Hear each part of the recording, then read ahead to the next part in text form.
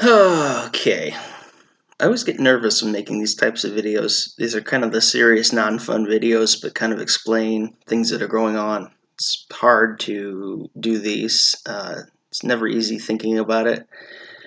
Um, yeah, so the other day I got the news that one of my classmates actually died in a car accident. And that's really tough because you grow up with these people, you're around them quite a bit, and maybe you go your separate ways and don't hear from them or think about them for many years, and then the next thing you see, they've died. It's crazy, like, and so young too. I can't even imagine what his family's going through. He really was a good person from what I can remember and what I can tell.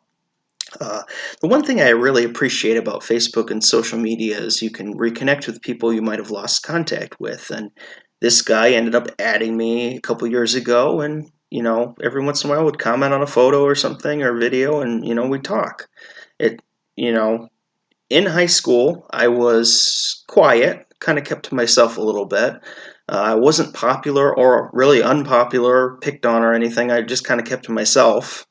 Um, Quiet. I had a small group of friends and just kind of kept to myself a little bit. He was more outgoing and definitely he played varsity baseball, so he was more, you know, outgoing, outspoken, and but never ever was mean or nasty in any way, shape, or form.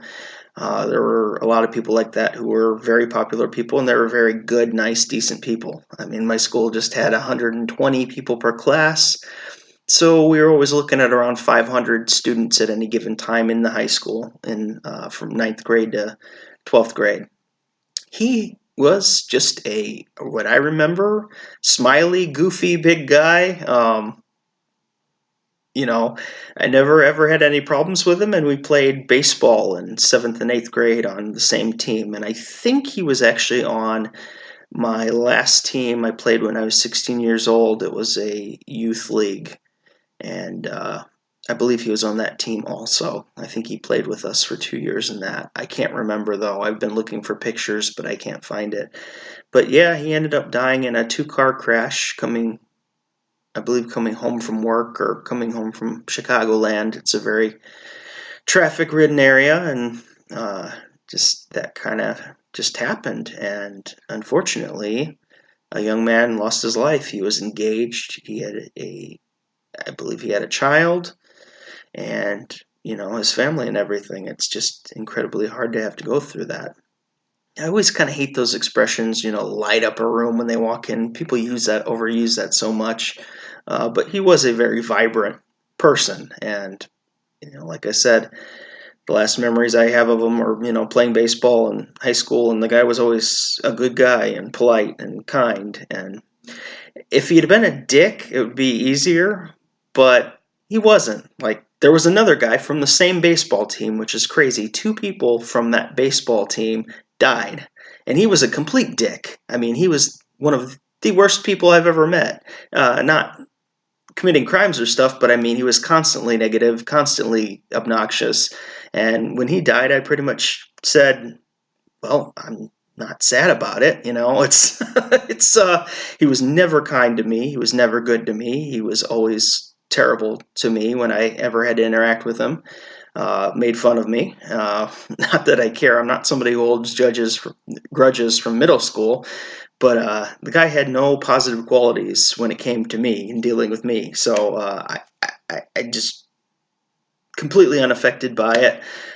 Sad for his family. His mom seemed like a nice lady, but him himself, I was just kind of like, he was constantly negative. I had nothing kind to say to him, and I won't put him down when he's passed, but uh, not sad that it was him over somebody else. He actually had cancer in high school too, and then he ended up succumbing to cancer a second time, which my mom had. So there's that connection where I feel for him that he had to go through all that, but he really was an asshole. I mean, that's all I can say about him. Where this other guy, is very nice, very different kind of person, and unfortunately, back to the other guy. I was in the hospital one time, and I had a card that was getting signed and everything, and he refused to sign it because he was too good to sign my get well soon card. I was in the hospital for pneumonia and was in the hospital for about a week or something, and so the kids at my school passed around a card and stuff, and yeah, he refused to even sign it.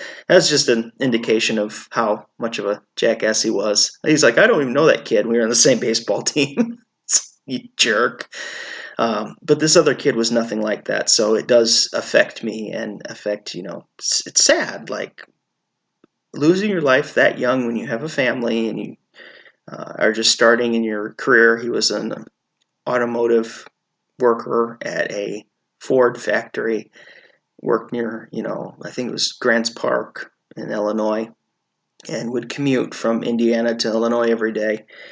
It's, tough. And I remember hearing of my cousin when I was in graduate school. She ended up passing away, and she killed herself. She was one of the suicides from my life of multiple. My grandma, my dad's mom, killed herself. Um, I had some aunts that killed themselves, and I had a guy that went to my school that killed himself. Uh, yeah, I've been around quite a few of those in life, and they're never easy. But the reason I bring my cousin up here is I wasn't close with her because she lived in North Carolina. She lived very far away, and we were in Indiana. And she also was just a little brat as a kid. She was like a terror child, just awful. But to imagine what kind of pain she must have been into before she did that would be absolutely horrible. She ended up breaking up with her boyfriend, and as a result of that and a couple other things, she threatened to kill herself if he would break up with her, and they were fighting and everything like that. And then she ended up just taking a gun and shooting herself. And unfortunately, she never got the mental help she deserved. She had something happen, and I'm not going to talk about it because it's a family issue, but she was assaulted very badly.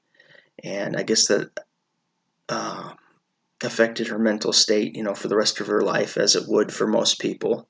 And unfortunately, she always had problems. And when she found the guy, I guess she was very codependent on him, and without him, she kind of snapped. I was at the University of Georgia when this happened, and uh, again, I wasn't super close to her or anything, but I just needed to take a day or two off to just breathe because it hurts, like imagining having that empathy and imagining what that person feels like. And yeah, I got in trouble with one of my professors just because I was uh, not wanting to go to class, but I was just suffering from such a depression from that, hearing that. And you're like, oh, you weren't even close to her. I'm like, yeah, but that affects me. That's a family member. That's somebody that, I knew as a kid. And the same thing is happening with this. I wanted to make videos the other day. The crash happened on August 1st. I found out on August 2nd. And I wanted to make videos, and I couldn't deal with it at the time, just because of hearing that. I feel for him, I feel for his family, and it just made my mood bad. I was had times where I teared up a little bit here and there, and yeah, it's just it's really hard to have a childhood friend or acquaintance, or somebody that's had some sort of positive impact. You could have a conversation with somebody one time in your life and it be positive, and you feel sad about their death. Nobody can really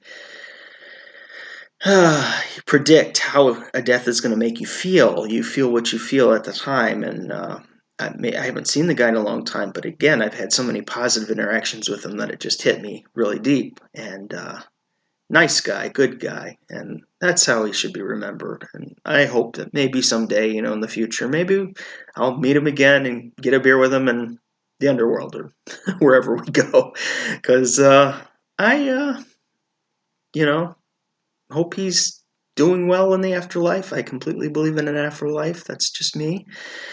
And just remember, life is short, and we need to take advantage of the time we have, whether that be traveling or having fun or taking a few days off work here and there to have a good day and really enjoy our lives.